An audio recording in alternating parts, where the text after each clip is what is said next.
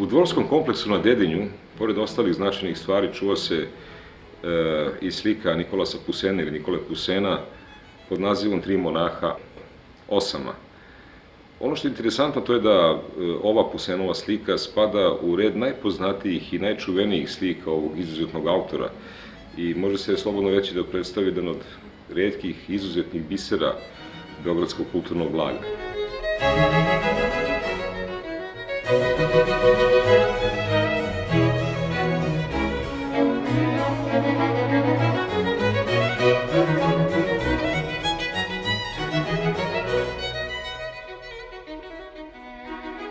Nijedan katalog, pa čak i katalog koji je nastao 1666. koji govori o Pusenovim delima, ali ne samo o Pusenovim, nego i najznačajnijim delima evropskog slikarstva tog doba, nije zaobišao sliku Tri monaha osama. Nikolas Pusen je poznat po dubokoj simbolici svojih dela, po tamnim pejzažima, po srušenim crkvama, po arkadijskim prizorima koji zapravo kriju višeslojnu simboliku i kontemplativne kapacitete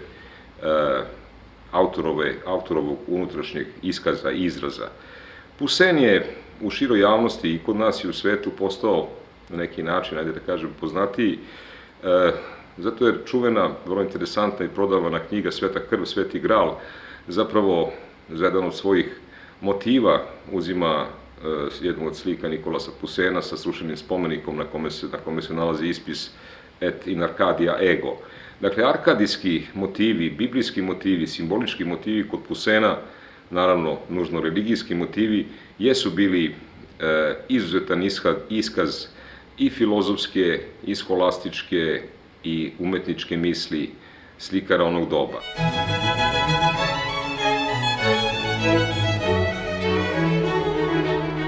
Na ovoj slici tri monaha nisu u potrazi za Arkadijom, kažu kritičari, već su u potrazi za isposništvom, za samoposmatranjem i za askezom.